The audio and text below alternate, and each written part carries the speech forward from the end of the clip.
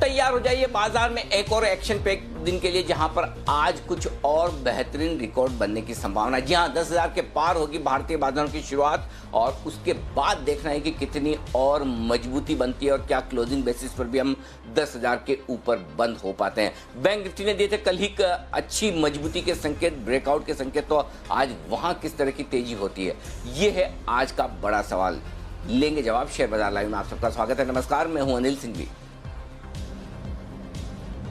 और नमस्कार, मैं हूं दीपांशु भंडारी और अनिल जी से बात करेंगे इन सारी क्यूज के बारे में। 10,000 अब आगे की रोड कैसी लग रही है, इस पर चर्चा करेंगे। ग्लोबल क्यूज काफी मजबूत आ रहे हैं, तो सर संकेत तो हर जगह से ही पॉजिटिव हैं।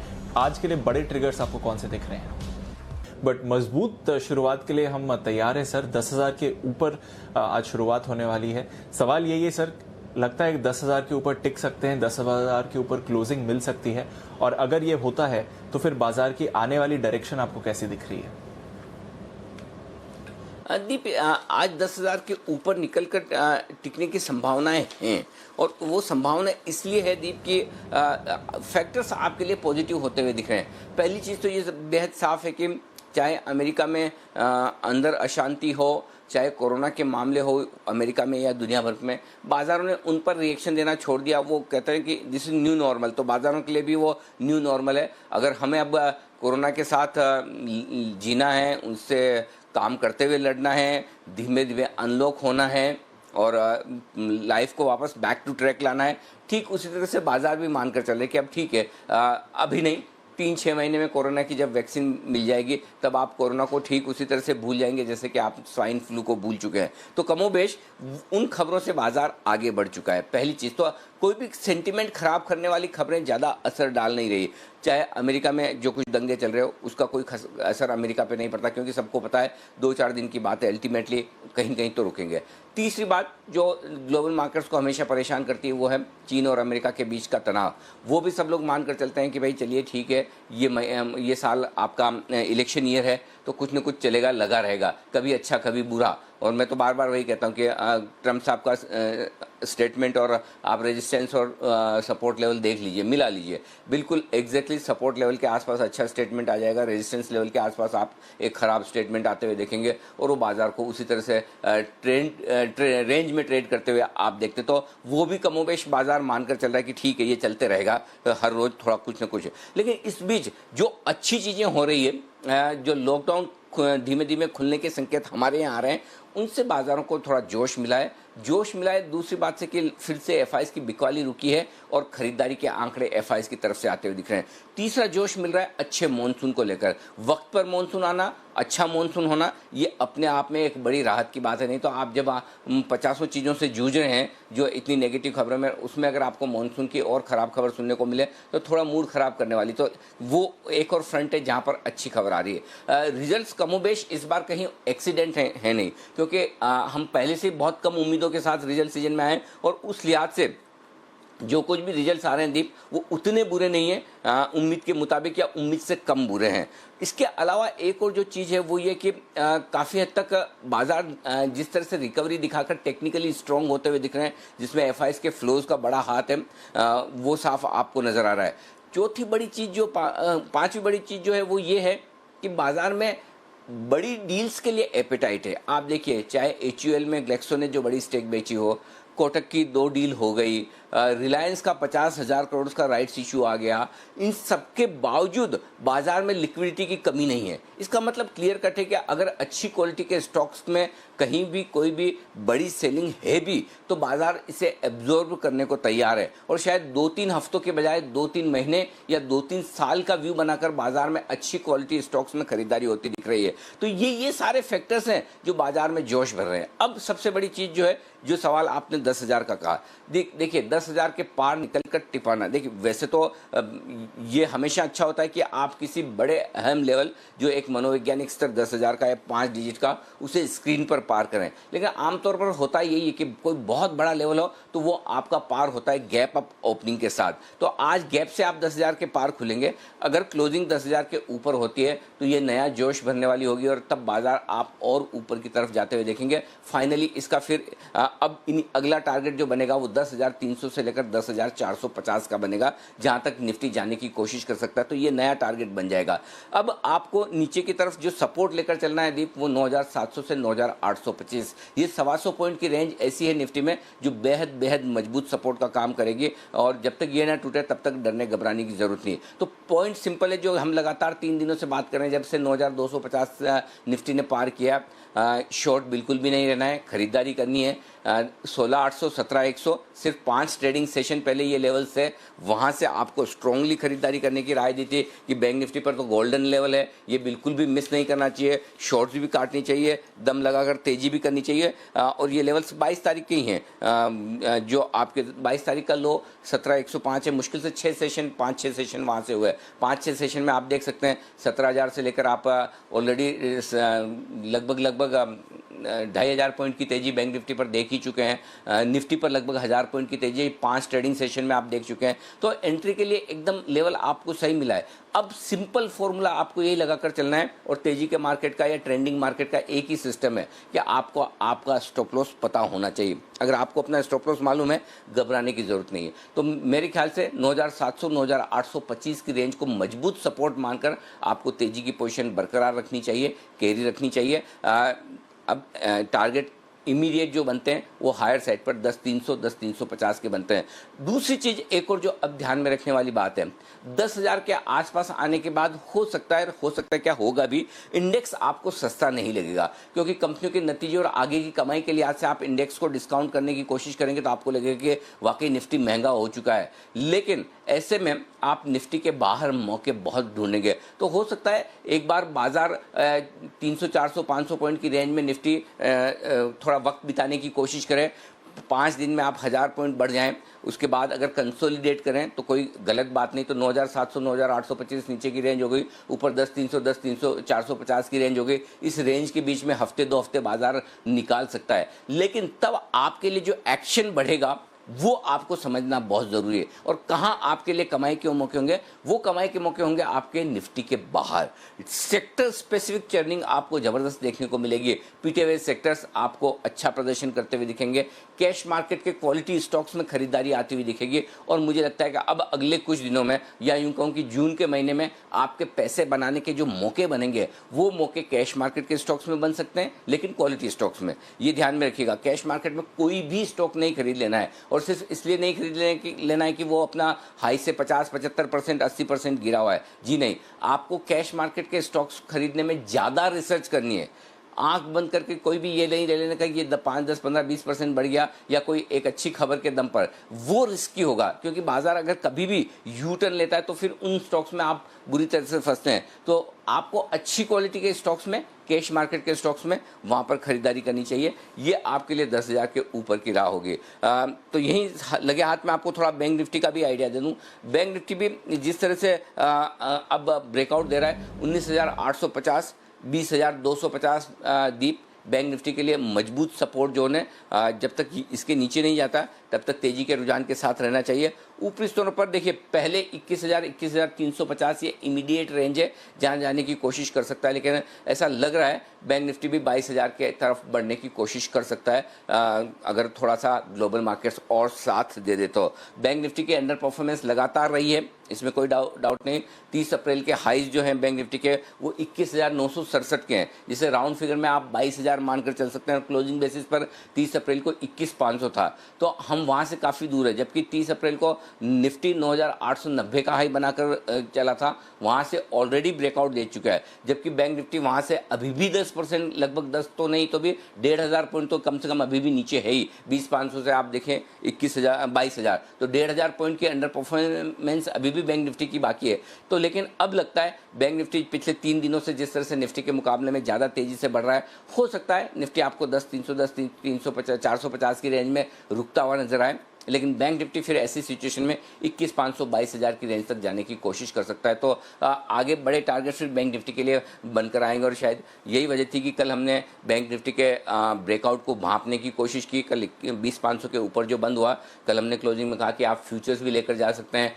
In the money call option भी लेकर जा सकते हैं। आमतौर पर बैंक निफ्टी में मैं in the money call option 20-500 का ही जहां बंद हुए थे वो देना कम प्रीफर करता हूं, ऊपर के कॉल ऑप्शन ज़्यादा देना प्रीफर करता हूं। लेकिन मैं उम्मीद करता हूं in the money call option में आज लोगों के पैसे बनेंगे, फ्यूचर्स जिन्होंने खरीदे उनमें पैसे बनेंगे। तो ओवरऑल ये रुझान है। अब आपको सिंपल एक ही फॉर्मूला लगाना है, अपने स्टॉप लॉस को समझकर ट्रेल करते हुए एंजॉय करना है। जब भी यू टर्न लेगा आपको पता होना चाहिए मेरा स्टॉप लॉस क्या है, किस लेवल के नीचे, क्योंकि आप टॉप पर नहीं बेच पाएंगे, बॉटम पर नहीं खरीद पाएंगे। 2-3% ऊपर नीचे का आपको छोड़ना पड़ेगा अगर आपको मार्केट अब डिसिप्लिन तरीके से ट्रेड करना है।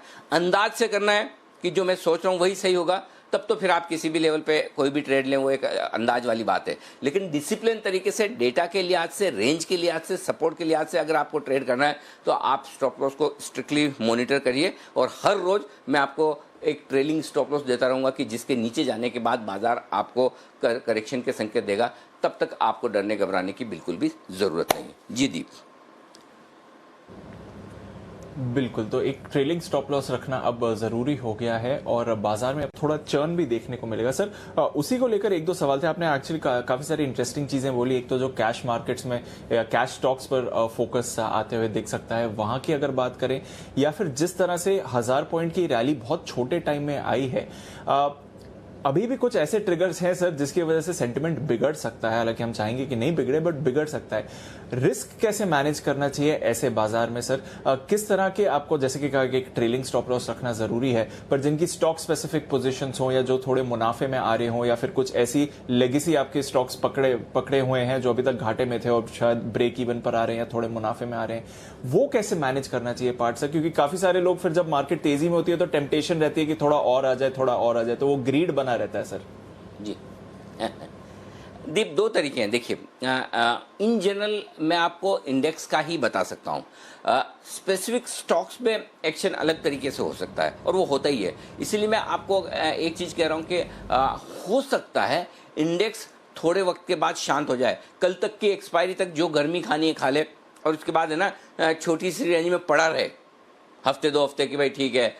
जैसे कैसा हुआ ना, आपने देखा ना 8,800 9,200 के बीच में 2-3 हफ्ते आपने मई के शुरुआत के 3 हफ्ते उसी 200 300 400 पॉइंट की रेंज में आपने निकाले, आपको लग रहा है कुछ हो ही नहीं रहा। करेक्ट, वैसा ही आपको यहाँ पर भी होता हुआ दिख सकता है कि हो सकता है 9,800 9,900 10,300 400 की रेंज में आप 2 हफ्ते और निकाल दें आगे के। और कोई गलत थोड़ी क्या, अगर आप 8,800 से 10,200 300 नॉन स्टॉप 1,500 पॉइंट निफ्टी पे बढ़ जाते हैं और उसके बाद वक्त बिताते हैं तो क्या गलत है? हर लेवल पर दोनों तरह के स्ट्रॉन्ग कन्विक्शन वाले ट्रेडर या इन्वेस्टर होने चाहिए, बाय और सेल वाले। तभी तो मार्केट की डेप्थ है, तभी मार्केट में स्ट्रेंथ है, तो वो तो होना ही चाहिए। तो मेरा पॉइंट सिंपल है। आप दो तरीके से आपके सवाल का जवाब है। पहला जवाब तो जो मैं पहले एक्सप्लेन कर चुका हूं कि आपको इंडेक्स पे व्यू लेके चलना है कि अगर इंडेक्स इस लेवल के नीचे जाएगा तो मुझे अपनी तेजी की पोजीशन कम करनी है, तो वो इंडेक्स पे व्यू है। अब ये तो जरूरी नहीं कि जब भी इंडेक्स 52 हफ्तों के हाईएस्ट लेवल पर होगा तब भी आपको ढेर सारे स्टॉक्स 52 वीक लो पे मिलेंगे। जब इंडेक्स 52 हफ्तों के लोएस्ट लेवल पर होगा तब भी आपको कुछ स्टॉक्स हमेशा लाइफ टाइम हाई पे मिल जाएंगे। तो स्टॉक्स का मूव अलग हो सकता है, लेकिन इन जनरल आपको इंडेक्स पे व्यू लेके चलना है और वो व्यू क्लियर है। अब आइए, इंडेक्स से स्टॉक्स पर जो व्यू पे जाना है वो इंडिविजुअल आपकी काबिलियत होनी चाहिए या आपको कहीं न कहीं सलाह लेनी चाहिए। क्योंकि अब मैं स्टॉक्स, आपके पास कौन सा स्टॉक है वो तो मुझे पता नहीं, हर एक इन्वेस्टर के पास, हर एक ट्रेडर के पास कोई अलग पोजीशन हो सकती है। तो मैं आपको इन जनरल इंडेक्स व्यू दे सकता हूं। स्टॉक स्पेसिफिक व्यू आपको उस समय के माहौल को देखकर करना। जैसे कि 7,500 निफ्टी आया था तो सब कुछ खराब है, लेकिन क्या फार्मा और एफएमसीजी खराब था? उसी वक्त तो फार्मा इंडेक्स सबसे ज़्यादा बढ़ रहा था। तो हर एक वक्त ये सिचुएशन अलग हो सकती है। हो सकता है अब आपको ऑटो, बैंक्स, एनबीएफसी ज़्यादा मजबूत दिखे, रियल स्टेट जो सबसे ज़्यादा तकलीफ वाले सेक्टर्स आपको दिख रहे हैं वहीं पर तेजी हो रही है। तो आपको स्टॉक और सेक्टर स्पेसिफिक व्यू लेकर अलग चलना है, वो आपको ज़्यादा मेहनत का काम है। इंडिविजुअली आपको समझना पड़ेगा कि अगर आपके पास बजाज फाइनेंस है तो उसका क्या स्टॉप लॉस है, आपने डीएलएफ लिया हुआ तो क्या स्टॉप लॉस है, और कोई आपके पास बैंक है तो क्या करना है। लेकिन अदरवाइज इन जनरल आप इंडेक्स को बेस मानकर उसके स्टॉप लॉस के साथ इंडेक्स को आप फॉलो कर सकते हैं। ये सिंपल रूल है। बिल्कुल, तो थोड़ा अब रिस्क मैनेजमेंट जरूरी हो गया बाजार में, पर जैसा अनिल जी बोल रहे हैं इंडेक्स को एक बेस मान लीजिए। और स्टॉप लॉस ट्रेल करते जाइए। जितना आपका मुनाफा आ रहा है उसे प्रोटेक्ट करना अब जरूरी है बाजार में। चलिए सर, तो फिर आज के ही सेटअप की बात करते हैं। ज्यादातर क्यूज आज के लिए आपने या तो न्यूट्रल या फिर पॉजिटिव रखे हैं? जी हाँ, ग्लोबल पॉजिटिव है। हम डिस्कस ब्रॉडली कर ही चुके हैं और इससे ज़्यादा कुछ कहने की मुझे नहीं लगता ज़रूरत है। एफआईज और डीआईज मैंने न्यूट्रल साइड पर रखा, मैं आगे विस्तार से बता दूंगा। वायदा कारोबार के संकेत मैंने न्यूट्रल साइड पर रखे हैं। सेंटिमेंट और ट्रेंड पॉजिटिव है। बड़ी रेंज की मैं बात डीप कर ही चुका हूँ। अब आज के लिए आपको दिन की रेंज में दे दूँ 9,975 10,050, ये आज के दिन के लिए छोटी रेंज है जिस पर आपको फोकस करना है। मीडियम रेंज 9,925 10,150 की निकल कर आती है। 10,150 के लेवल की अहमियत आपको बता दूं, 13 मार्च के दिन मार्केट में सर्किट लगा था और तब आपने उस दिन लो बनाया था, बॉटम बनाया था 8,555 का और उस दिन का हाई था 10,159 का। तो एक बार की वो लेवल जहां से आप फिसले हैं बड़ी तेजी से 13 मार्च के दिन, वो 10,159 का। तो उस लिहाज से 10,150 एक आज के लिए अच्छा लेवल हो सकता है जहां पर बाजार रुके। लेकिन अगर 10,150 10,200 को पार करके बाजार टिक गए तो फिर जो एक्चुअल टारगेट, अच्छा टारगेट और सही टारगेट जो निफ्टी का निकल कर आता है दीप, 10,000 के ऊपर आप टिके हुए हैं, पहली चीज। 10,150 के ऊपर और ब्रेकआउट दें तो फिर 10,300 से 10,450 इस वाली तेजी में निफ्टी का ऊपर का टारगेट बनता है। तो मिनिमम आप 10,300 10,450 की रेंज में जाने की कोशिश कर सकते हैं। तो ऐसे में आपके लिए आज की जो तीसरी रेंज होगी वो 9,825 से लेकर 10,300 की बड़ी रेंज होगी। बैंक निफ्टी में आइए, 20,500 20,850 आज की छोटी रेंज है और मैं उम्मीद करता हूँ सीधा, वैसे 20,750 बीच में एक छोटा लेवल आ रहा था जो मैंने स्किप किया है, लेकिन 20,850 20,250 21,000 ये आज की मीडियम रेंज आप मानकर चल सकते हैं। 21,050 के आसपास की निकल कर आती है। एक्चुअली मैंने 21,000 राउंड फिगर में लिख दिया है। अब वो लेवल आ गए, अब वो वक्त आ गया जब निफ्टी में, बैंक निफ्टी में 50 पॉइंट इधर उधर होना, 50 से 100 पॉइंट इधर उधर होना बड़ी बात नहीं रेंज से, और निफ्टी 25 एक पॉइंट इधर उधर रेंज से हो सकता है। बैंक निफ्टी में जो बड़ी रेंज है वो 20,000 से लेकर 21,350 की निकल कर आएगी, जिस पर आपको डीप फोकस करना है। पुट कॉल रेशियो कंफर्टेबल है 1,59, थोड़ा सा हायर साइड पर है, लेकिन ऐसा लग रहा है सीरीज की शुरुआत जिस तरह से हमने की है 1,70 1,75 तक पुट कॉल रेशियो जाएगा, उसके बाद हम अलर्ट मोड में आएंगे। जी दीप। बिल्कुल, तो फिर अच्छी रेंज निकल कर आ रही है, एक बेस शिफ्ट हो गया है बाजार का। अब नजर रहेगी कि इसके ऊपर टिक सकते हैं कि नहीं, पर कंफर्टेबल पोजीशन में है आज के लिए क्यूज। एग्जिस्टिंग पोजीशन सर जिनकी है, स्पेशली जो तेजी वाली पोजीशंस होल्ड कर रहे हैं, उन्हें क्या ध्यान में रखना चाहिए? 9,800 आपका सही वेल डिफाइंड स्टॉप लॉस है। अब अगर आपकी तेजी की पोजीशन है आज के लिए तो 9,800 का स्टॉप लॉस रखे है। जिन लोगों को रिस्क कम रखनी है और गैप खाना है वो फिर 9,975 कर लेंगे स्टॉप लॉस कल की क्लोजिंग का, गैप से खुलने के बाद जब आप 10,000 के ऊपर खुलेंगे। तो अभी 9,800 आपका स्टॉप लॉस है। और बैंक निफ्टी पर इंट्राडे स्टॉप लॉस आपका 20,200 का होगा और क्लोजिंग बेसिस पर 19,950, थोड़ा सा दूर है, लेकिन बैंक निफ्टी थोड़ा उतार चढ़ाव भी ज़्यादा दिखाता है और अब भागा भी ज़्यादा तेजी से, इसलिए स्टॉप लॉस वहाँ पर दूर 19,950 पर आ रहा है। जिन लोगों की शॉर्ट पोजीशन है होनी नहीं चाहिए, कायदे से स्टॉप लॉसेस सारे आपके ट्रिगर हो चुके हैं, लेकिन उसके बावजूद अभी भी आपने रखी तो 10,000 के पार निकलने के बाद आप निफ्टी में पोजीशन काट लें, और 10,000 के ऊपर निफ्टी बंद हो रहा है तब भी आप पोजिशनल पोजीशन काट लें। बैंक निफ्टी 20,650 इसके पार निकलते ही आज आपको शॉर्ट काट लेना चाहिए, और अगर क्लोजिंग इसके ऊपर हो तब भी आपको पोजिशनली जो शॉर्ट है वो भी काट लेनी चाहिए। जी दीप। बिल्कुल, तो ये तो रही जहां तक एग्जिस्टिंग पोजीशंस का सवाल है, इन लेवल्स का आप ध्यान रखें। नई पोजीशन सर कैसे बनाए? खरीदे निफ्टी 9,900 आपका स्टॉप लॉस होगा और 10,050 10,150 10,200 10,300 तक के टारगेट के लिए आपको करनी है खरीदारी। ये टारगेट आज और कल तक के लिए है, एक्सपायरी तक के लिए। जो लोग शॉर्ट करना चाहते हैं 10,300 10,350 की रेंज में एक चांस ले सकते हैं शॉर्ट करने का। स्टॉप लॉस थोड़ा दूर होगा 10,450 का, उसके पहले है नहीं। इनफैक्ट 10,500 का ज़्यादा सेफ है, लेकिन फिर भी आप वहाँ स्टॉप लॉस लगा सकते हैं। 10,200 10,150 और 10,050 के टारगेट के लिए शॉर्ट पोजिशन बनाने की राय आपके लिए आएगी निफ्टी में। बैंक निफ्टी खरीदारी करें 20,200 के स्टॉप लॉस के साथ, 20,750 20,850 और 21,050, ये तीन टारगेट के लिए खरीदारी करें आप बैंक निफ्टी में। और जो लोग बैंक निफ्टी में शॉर्ट करना चाहते हैं, थोड़ा सा आप ट्रिकी है कि कहाँ से बेचें। वैसे तो ज़्यादा सेफ मुझे 21,350 21,500 की रेंज लगती है, लेकिन वो बहुत दूर हो जाएगा। आई डोंट थिंक कि आज का आज वो मिले आपको। तो आप एक काम कर सकते हैं, 21,000 के आसपास से मूड बना सकते हैं बेचने का। 21,050 21,350 ये रेंज हो, 21,300 ये रेंज हो सकती है जहाँ पर आप शॉर्ट पोजीशन इनिशिएट करें 21,400 के स्टॉप लॉस के साथ। 20,950 20,850 20,750 तीन टारगेट नीचे की तरफ आप रखकर बैंक निफ्टी शॉर्ट कर सकते हैं। सेक्टर्स जो मैं आज के लिए देख रहा हूं दीप, वो पॉजिटिव साइड पर बैंक्स और एनबीएफसी ही है जहां पर मैं तेजी की उम्मीद कर रहा हूं। प्लस कैश मार्केट के स्टॉक्स में खरीदारी हो सकती है और वोडाफोन आइडिया आज फिर से बैन में आता हुआ दिख रहा है। ये पूरी कमेंट्री आपके लिए। बिल्कुल, तो कल 17% 17.5% की तेजी के बाद वोडाफोन आइडिया बैन में आ गया है वायदा कारोबार के। पर सर, संकेतों की बात करें तो कल एक तो कोटक की डील हुई थी, बट उसके बावजूद एफआईएस, डीआईएस और एफएनओ तीनों ही सर आज आपने न्यूट्रल रखे हैं। उसकी वजह यह कि दीप देखिए क्यों न्यूट्रल रखे हैं। 7,500 करोड़ का कैश का आंकड़ा दिखेगा आपको खरीदारी करने का। 7,000 करोड़ के आसपास की डील थी, प्लस एमएससीआई इंडेक्स के चेंजेस थे, उसकी वजह से भी आपके वेटेज बढ़ने से थोड़ा पैसा वो भी आया। तो अब आप देखिए 7,500 करोड़ ये हुआ और 440 करोड़ घरेलू फंड का हुआ। 8,000 करोड़ की खरीदारी हुई। 8,000 करोड़ में से 7,000 करोड़ तो आप निकाल दो कौन से, कोटक के, ठीक है। और बचा 1,000 करोड़। 1,000 करोड़ में भी ज़्यादातर खरीदारी आपकी फिर एमएससीआई इंडेक्स की वजह से जो बदलाव है उसकी भी हुई होंगी। तो पॉइंट सिंपल है, उस लिहाज से अगर आप देखेंगे तो नेट नेट आपके लिए बहुत बड़ी खरीदारी नहीं, इसलिए मैंने न्यूट्रल रखा है। अच्छा, खराब तो है ही नहीं, पैसा तो आ ही रहा है भाई, कैसे भी आए तो है ना। तो इसलिए आपके लिए डेटा न्यूट्रल है। आप अगर मूड अच्छा रखना चाहते हैं और मतलब ज़्यादा पॉजिटिव फील करना चाहते हैं तो इन डेटा को पॉजिटिव मान लें, मुझे उसमें भी हर्ज नहीं है। लेकिन एक्चुअली अगर आप देखेंगे तो डेटा न्यूट्रल साइड पर समझना ज़्यादा ठीक है, पॉइंट नंबर 1। और वो मैं इसलिए कह रहा हूँ कि वायदा कारोबार के डेटा ठीक ठाक से, बहुत एग्रेसिव नहीं है। 350 करोड़ के इंडेक्स खरीदे हैं, 500 करोड़ के आसपास के स्टॉक फ्यूचर्स बेचे हैं, तो उस लिहाज से न्यूट्रल से डेटा है वायदा कारोबार के, इसलिए मैंने एफआईज और घरेलू फंड के डेटा रखे हैं न्यूट्रल साइड पर।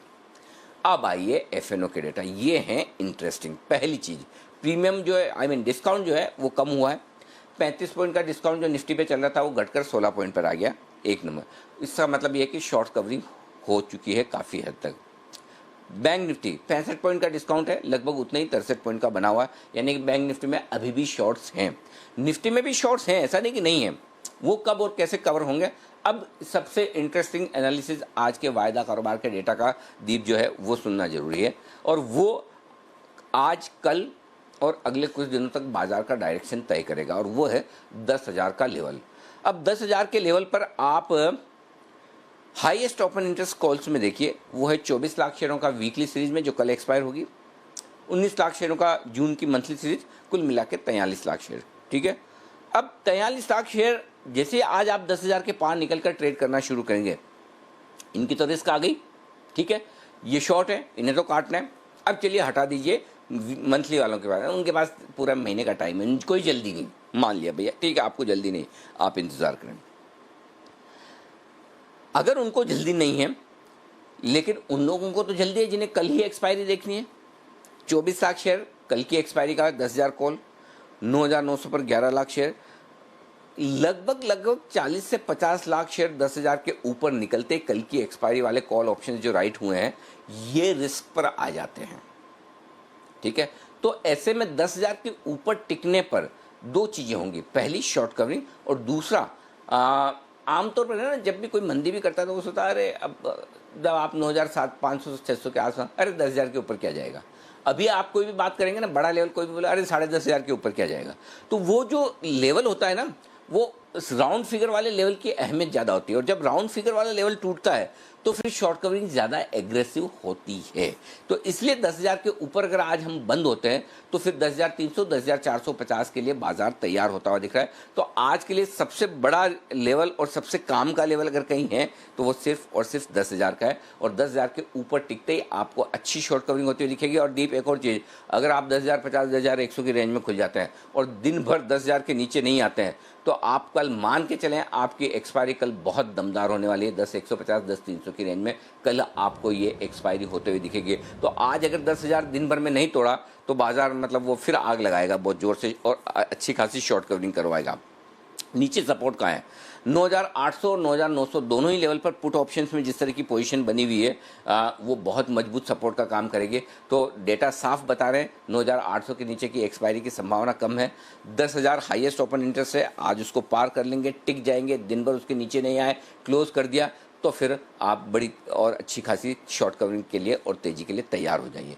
अब आइए बैंक निफ्टी, हम बंद हुए हैं 20,500 पर, ठीक है। आज 20,500 के ऊपर खुलेंगे, जैसे ही 20,500 के ऊपर खुलेंगे 4 लाख शेयर कल की एक्सपायरी वाले और 2 लाख मंथली को छोड़ दीजिए, चलो 4 लाख की कल की एक्सपायरी वाले जो शेयर्स हैं और 20,000 पर भी थोड़ा बहुत जो ओपन इंटरेस्ट है, 7-8 लाख शेयर बैंक निफ्टी में शॉर्ट साइड पर आपके रिस्क पर आ जाते हैं। तो बैंक निफ्टी 21,000 के आसपास बढ़ने की कोशिश कर सकता है। अगली तेजी जो बनेगी 21,000 को पार करके टिकने पर बनेगी और वो तेजी आपको लेकर जाएगी 21,350 21,500 की रेंज में। लेकिन फिलहाल आज चूंकि 20,500 के ऊपर खुलेंगे, टिकेंगे भी, और अगर आज दिन भर आप 20,500 के नीचे नहीं जाते हैं तो फिर आप यहाँ पर भी बड़ी तेजी के लिए तैयार हो रहे हैं और हो सकता है 21,000 के आसपास के लेवल फिर आपको आज ही आते हुए दिख जाए तो बड़ी बात नहीं। तो ये है डेटा निफ्टी और बैंक निफ्टी के बेहद इंटरेस्टिंग दिख रहे हैं दीप। बिल्कुल, तो कुछ अगर अहम लेवल्स बाजार होल्ड करता है तो फिर एक फ्रेश ब्रेकआउट के संकेत आ रहे हैं, जिसकी तरफ से दोनों Nifty bank Nifty, specially bank Nifty पर आपको अच्छी तेजी आती हुई दिख सकती है। चलिए इन सारे संकेतों पर नजर रहेगी और आज एक इंटरेस्टिंग सेशन होना चाहिए ट्रेड के लिए। हमारे एक्सपर्ट्स कुछ ही देर में हमारे साथ जुड़ेंगे, पर उससे पहले हमारी पूरी रिसर्च टीम के साथ बात कर लेते हैं और जान लेते हैं कि आज के लिए अहम ट्रिगर्स कौन से हैं, किन स्टॉक्स पर खबरें आ रही हैं, अर्निंग्स रिएक्शंस और ब्रोकरेजेस किधर है। देवांशी, पूजा, आशीष हमारे साथ तैयार हैं। देवांशी, आपसे शुरुआत करते हैं। गुड मॉर्निंग, आज के ट्रिगर्स और कल शाम बाजार बंद होने के बाद जो अर्निंग्स आई हैं उनके बारे में बताइए। Good morning Deepanshu. आज सबसे पहले तो रिलायंस इंडस्ट्रीज इस पर नजर रहेगी क्योंकि आज राइट इश्यू बंद होगा, आज आखिरी दिन है। मैं आपको बता दूं कि पिछले 2 दिन में हमने देखा कि जो राइट इश्यू है वो ओवर सब्सक्राइब होते हुए दिखे थे। कल के दिन में 1.3 टाइम्स सब्सक्राइब हुए हैं। अदानी पावर, आज बोर्ड की बैठक है, वॉलंटरी डीलिस्टिंग पर आज फैसला होता हुआ दिखेगा और साथ ही आज TCS पर भी नजर रखें, जो 6 रुपए का डिविडेंड कंपनी ने घोषित किया था, आज वो एक्स डिविडेंड ट्रेड करता हुआ दिखेगा, तो इसके चलते आज फोकस होगा। साथ ही आज नतीजों की बात करें तो ब्रिटानिया और इंडिगो इसके नतीजे आए थे। ब्रिटानिया अनुमान से हल्के से बेहतर इस बार नंबर्स आते हुए दिखे, वॉल्यूम ग्रोथ इस बार फ्लैट आते हुए दिखी है। अनुमान था कि वॉल्यूम थोड़ा सा कम होगा, गिरेगा, लेकिन उसके सामने फ्लैट वॉल्यूम ग्रोथ है। आय कुल मिला के 2.5% तक बढ़ती हुई दिखी है। कंपनी ने प्राइस हाइक्स लिए थे, इसके चलते कामकाजी मुनाफा अनुमान से हल्का सा बढ़ा है, 4% तक कामकाजी मुनाफा बढ़ता हुआ दिखा। मार्जिन 15.6% से बढ़कर 15.8% पहुंचे और मुनाफा 26% बढ़ा है क्योंकि टैक्स खर्च इस बार कम होता हुआ दिखा। पॉजिटिव ट्रिगर ये था कि कंपनी का ये कहना था कि जो अप्रैल और मई में जो बिक्री है वो 20% और 28% पर सालाना आधार पर बढ़ती हुई दिखी है।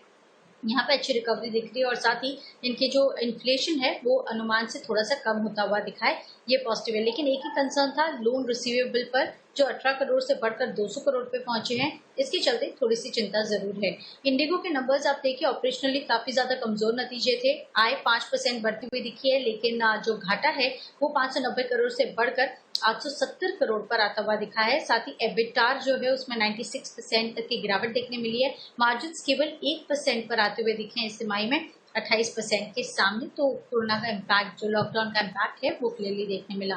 ग्रैन्यूल्स इंडिया, आप देखिए इस बार नतीजे थोड़े से मजबूत आते हुए दिखे हैं। जो आय है 2% कम होती हुई दिखी है। इसके अलावा कामकाजी मुनाफा 2% तक बढ़ता हुआ दिखा है। मार्जिन आप देखिए 16% पर फ्लैट आते हुए दिखे और जो मुनाफा है उसमें 14% तक की बढ़त आती हुई दिखी है। एक एक्सेप्शनल आइटम थी, इसके चलते मुनाफा ज्यादा बढ़ा है। लेकिन आप देखिए जो पैरासिटामोल API के एक्सपोर्ट्स पर बैन लगे थे, इसके चलते असर आई है। स्पार्क नंबर्स थोड़े से कमजोर हैं, जो आय है 70% से ज्यादा कम होते हुए दिखे हैं। कामकाजी मुनाफा इस बार आप देखिए करीब 98 करोड़ का लॉस कंपनी ने पोस्ट किया है इस तिमाही में। और साथ ही अगर घाटे की बात करें तो इस बार करीब 102 करोड़ का घाटा कंपनी ने पोस्ट किया है इस तिमाही में। तो कुल मिला के नंबर्स जो हैं काफी ज्यादा कमजोर दिख रहे हैं। बिल्कुल, तो कई सारे नतीजे हैं और कुछ मिड कैप फार्मा अर्निंग्स हैं जिन पर नजर रहेगी। इंडिगो और ब्रिटानिया वायदा कारोबार से जहां पर फोकस रहेगा। कुछ और स्टॉक्स पूजा के पास भी हैं। पूजा, बताइए।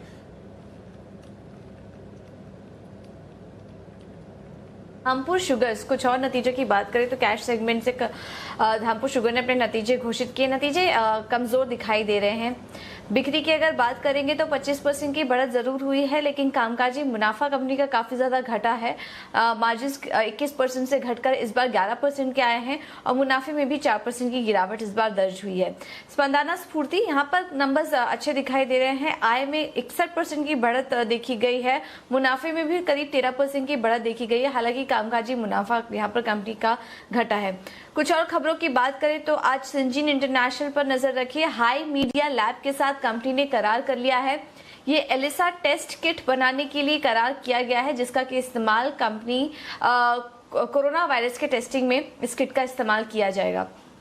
कुछ शुगर कंपनियों पर नजर रखिए। बलरामपुर चीनी, त्रिवेणी इंजीनियरिंग जैसी कंपनियां आज फोकस में रहेंगी। ऑयल मार्केटिंग कंपनी ने करीब 99 करोड़ लीटर एथेनॉल खरीदने के लिए बोलियां मंगा ली हैं और सिर्फ उत्तर प्रदेश स्थित चीनी मिलें बोली लगाने में शामिल होंगी। तो एक बड़ा पॉजिटिव है यहाँ पर जितनी भी यूपी बेस्ड शुगर कंपनियां हैं उनके लिए। इसके अलावा कुछ कोविड-19 से जुड़े अपडेट निकल कर आ रहे हैं। इसमें HUL का कहना है कि उत्पादन अब सामान्य स्तर के 80 से 90% पर पहुंच चुका है। ये एक अपडेट कंपनी की तरफ से। कुछ फंड एक्शन भी देखने को मिले हैं। जस्ट डायल BNP पारिबा ने कंपनी के करीब 3.5 लाख शेयर्स खरीदे हैं। खरीदारी करीब 407 रुपए प्रति शेयर पर देखने को मिली है। और कोटक महिंद्रा बैंक, कल हमने देखा था एक बड़ी ब्लॉक डील हुई थी और काफी सारे फॉरेन इन्वेस्टर्स का नाम यहाँ पर सामने निकल कर आया है। यहाँ पर उदय कोटक ने अपने 2.83% हिस्सेदारी बेच दी है और उसके सामने JP मॉर्गन ने करीब 507 करोड़ के शेयर्स खरीदे हैं। कनाडा पेंशन फंड ने करीब 378 करोड़ के शेयर्स खरीदे हैं। सूची काफी ज्यादा लंबी है।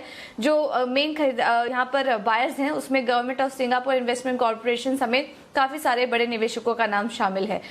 कोरोमंडल इंटरनेशनल, यहाँ पर भी प्रमोटर्स की तरफ से कुछ बिकवाली हुई है। प्रमोटर EID पेरी ने कंपनी के करीब 58 लाख शेयर्स 629 रुपए प्रति शेयर के भाव पर बेचे। बिल्कुल, तो कई दिग्गज डोमेस्टिक और फॉरेन इंस्टीट्यूशंस ने कल कोटक स्टेक सेल में भाग लिया था और शेयर्स खरीदे हैं। बहुत बहुत शुक्रिया पूजा। चलिए अब देख लेते हैं कि आज ब्रोकरेजेस का फोकस किधर है FIR में।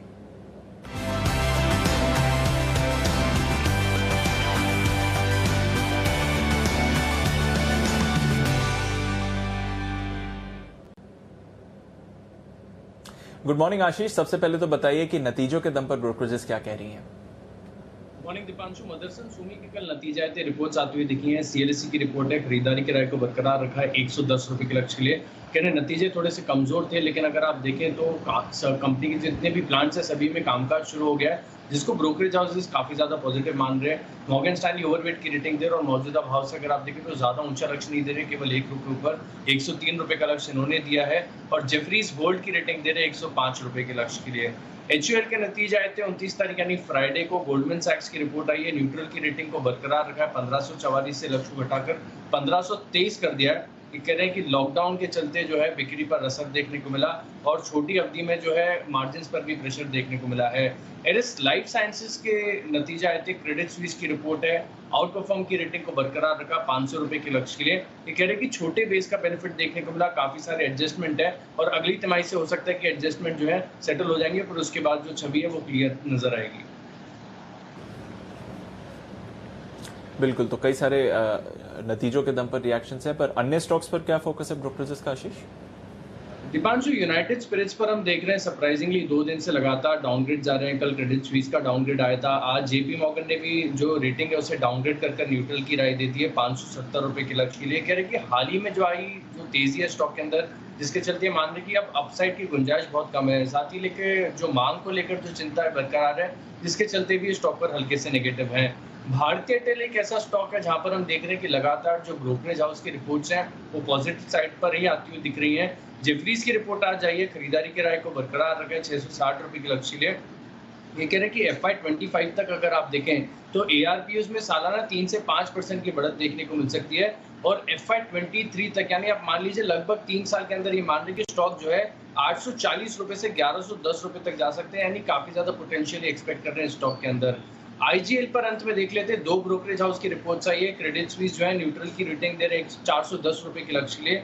वही मॉर्गन स्टैनली ने ओवरवेट की राय को बरकरार रखा है 471 रुपए के लक्ष्य के लिए। ये कह रहे कि जो मार्जिन्स में बढ़त है वो वॉल्यूम्स में जो गिरावट आएगी, वॉल्यूम्स में मान रहे कि 9 से 10% की गिरावट देखने को मिल सकती है इस वित्त वर्ष में। तो मार्जिन में जो बढ़त है वो इसे ऑफसेट कर जाएगी, जिसके चलते इन्होंने जो अपना व्यू है इंटैक्ट रखा है। ओके, तो ये है वो तमाम रिपोर्ट्स जिन पर आज एक्शन देखने को मिलेगा। एक्शन की करते हैं शुरुआत, हमारे एक्सपर्ट्स हैं हमारे साथ, आइए बिगुल पिक ऑफ द डे के लिए।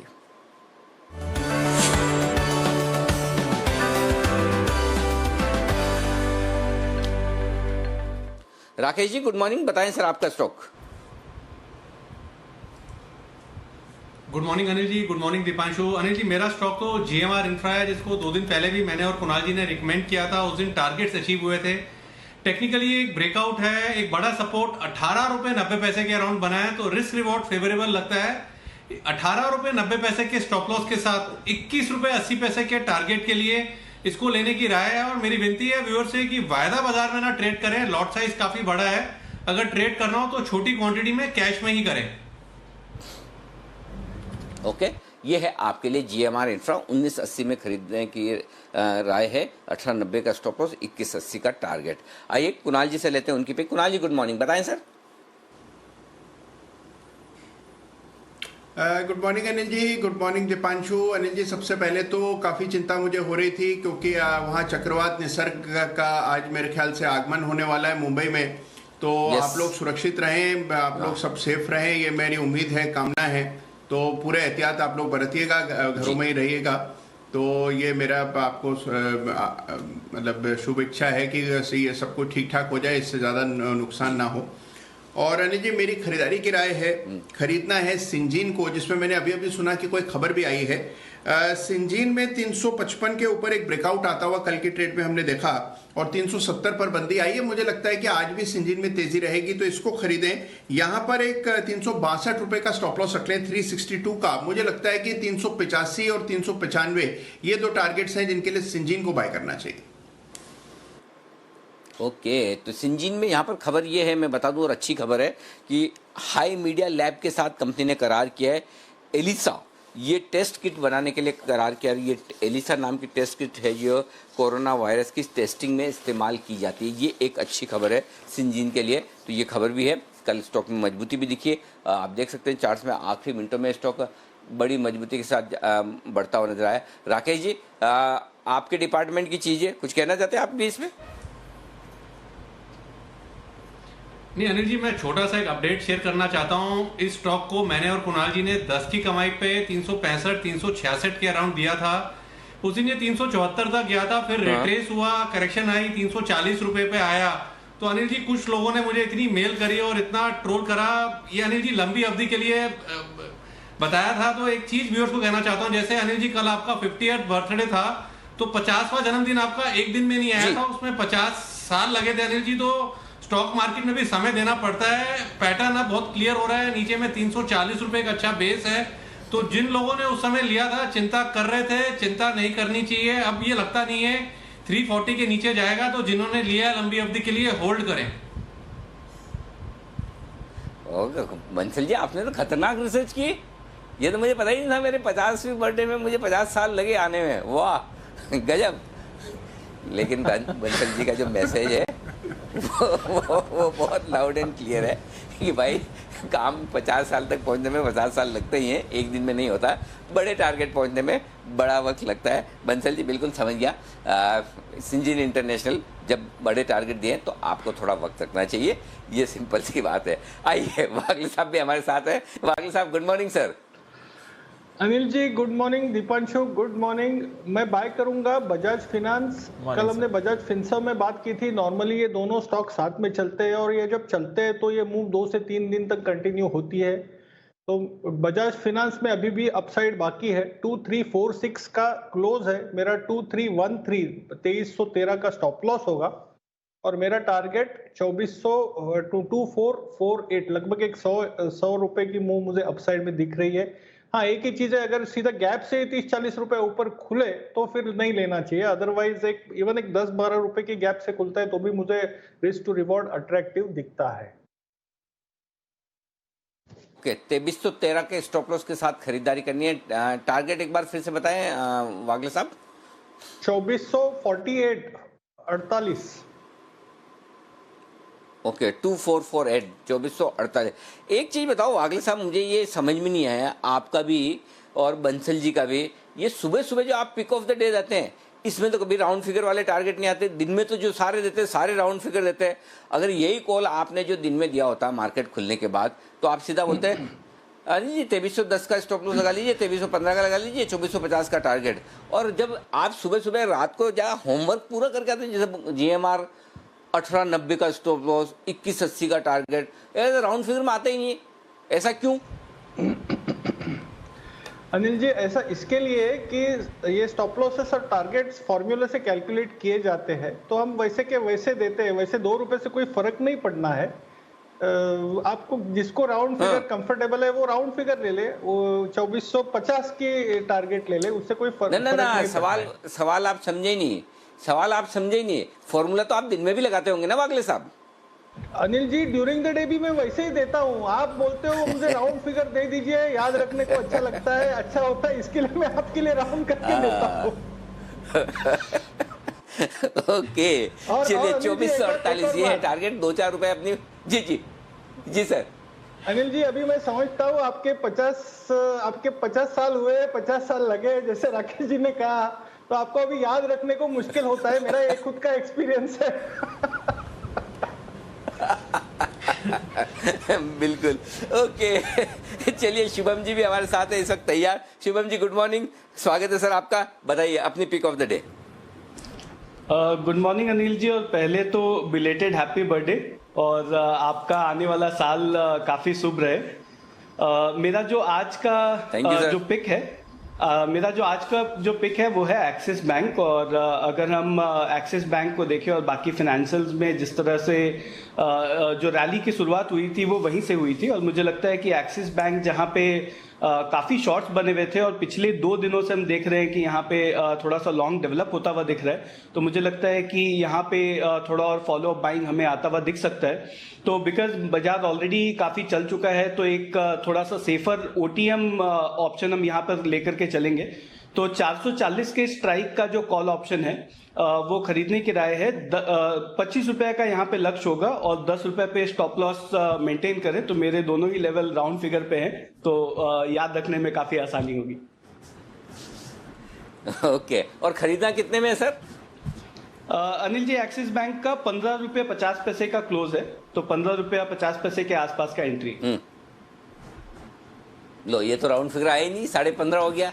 चलिए कोई बात नहीं, लेकिन फिर भी आपने मेहनत की है। इसको आप अपर round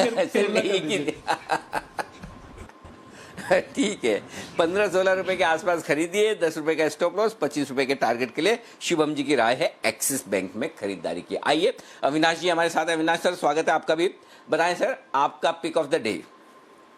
good morning Anil ji. पहले तो बिलेटेड हैप्पी बर्थडे।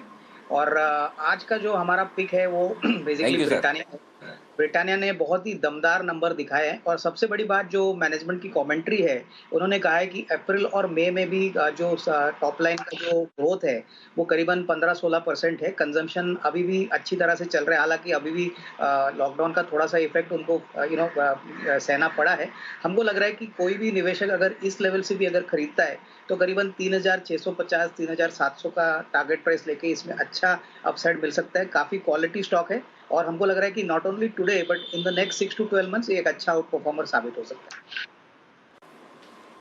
ओके, और ब्रिटानिया के नंबर्स आए बेहद दमदार, उम्मीद भी अच्छी नंबर्स की थी। वॉल्यूम ग्रोथ फ्लैट रही है। मुनाफे का हमारा अंदाजा 322 करोड़ था, उनके सामने 374 करोड़ का मुनाफा आया है। मार्जिन 16% के आसपास के हैं। कामकाजी मुनाफा 420 करोड़ का अंदाजा था, 454 करोड़ आया है। तो स्टॉक और तेजी से आगे तो बढ़ेगा, कितना बढ़ेगा, लेवल्स क्या हो सकते हैं आज के लिए, शुभम जी जरा बताइए। अनिल जी, मैं थोड़ा सा ऑडियो डिस्टर्बेंस के चलते स्टॉक मिस कर गया, एक बार स्टॉक का नाम रिपीट कर सकते हैं प्लीज? ब्रिटानिया। जी हाँ, ब्रिटानिया के आज के लिए लेवल्स क्या हो सकते हैं, नतीजे अच्छे दिख रहे हैं जी। अनिल जी, ब्रिटानिया में अगर हम देखें तो पिछले 4-5 दिनों से एक अच्छा रैली देखने को मिला, और मुझे याद है कि हम लोग ने इस पे कुछ दिनों पहले चर्चा भी की थी। और ये 3335 के आसपास का जो प्रीवियस स्विंग हाई था बहुत समय से वो एक रेजिस्टेंस बना हुआ था जिसके पार निकल चुका और स्टॉक अब लगभग एक ऑल टाइम हाई पे अब जाकर के क्लोज दिया है। तो मुझे लगता है ओवरऑल जो इसका स्ट्रक्चर है वो काफी पॉजिटिव है। हालांकि ऑल टाइम हाई अभी 1-2 दिन पहले ही ब्रीच हुआ है, तो मुझे लगता है थोड़ा वोलेटिलिटी रह सकता है, इसलिए मैं थोड़ा पोजिशनल ट्रेड यहाँ पे रिकमेंड करूंगा। तो 3280 के स्टॉप लॉस से करंट लेवल पे या जस्ट इन केस अगर थोड़ा बहुत अगर 1-2 दिन में गिरावट दिखता है तो उसमें भी खरीदें, और एक पोजिशनल यहाँ पे टारगेट होगा 3750 तक का। तो ओवरऑल स्टॉक का व्यू 3750 का है, लेकिन ग्रेजुअली खरीदें और थोड़ा सा सेफ स्टॉप लॉस मेंटेन करें 3280। ओके, तो ब्रिटानिया 3280 के स्टॉप लॉस के साथ कर सकते हैं खरीदारी। इंडिगो, ये है वो स्टॉक जिस पर कुणाल जी अपनी राय दीजिए। रेवेन्यू ठीक है, उम्मीद से थोड़े से बेहतर आए, लेकिन ओवरऑल नंबर्स थोड़े कमजोर हैं। नुकसान क्या है? 873 करोड़ का। रेंज, ट्रेड लेवल्स क्या करेंगे?